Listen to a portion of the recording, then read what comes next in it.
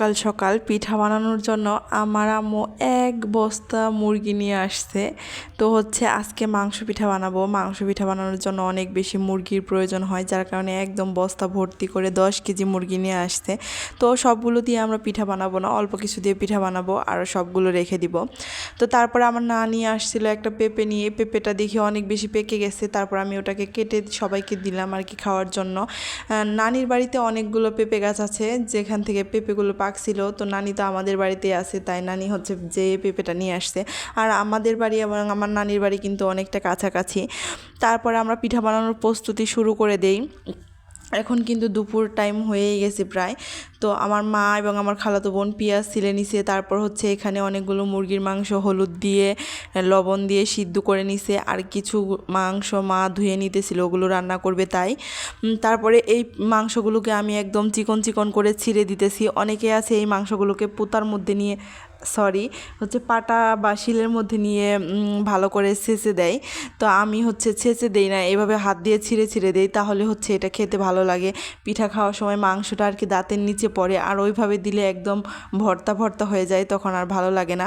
তো এখানে যে পেঁয়াজগুলো ছিল ওই পেঁয়াজগুলোকে একদম কুচি কুচি করে কেটে নিছে, আর ওগুলোকে এখন ভেজে নিছে। তো এই পিঠাটা আমাদের টাঙ্গাইল জেলায় অনেক পরিমাণ খাওয়া হয়, যখনই নতুন জামাই আসুক না কেন, বা বিয়ে বাড়ি হোক না কেন, বা বড় কোনো অনুষ্ঠান হোক না কেন, বিশেষ করে এই পিঠাটা আমাদের টাঙ্গাইল জেলায় সব সময় থাকে। সব সময় এই পিঠাটা খাওয়া হয় আমাদের, এই পুরা অঞ্চলের হয় কি মানুষের প্রধান মেন পিঠাই এই মাংস পিঠা। এটা সবাই অনেক খেতে পছন্দ করে। আশেপাশের জেলার মানুষও এখন দেখি খায়। আগে আমি দেখতাম শুধু টাঙ্গাইল জেলার মানুষই এই পিঠাটা বেশি খাইতো আর কি।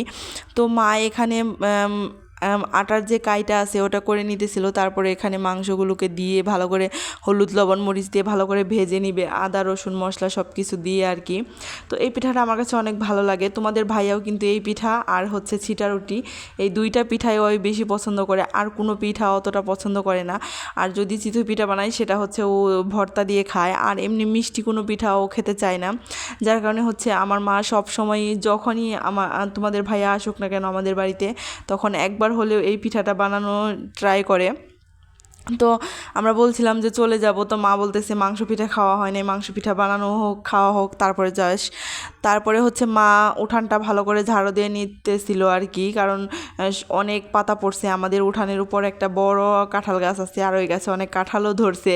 তো এখান থেকে অনেক পাতা ঝরে ঝরে পড়ছে, যেগুলো মা ঝাড়ু দিয়ে নিছিল।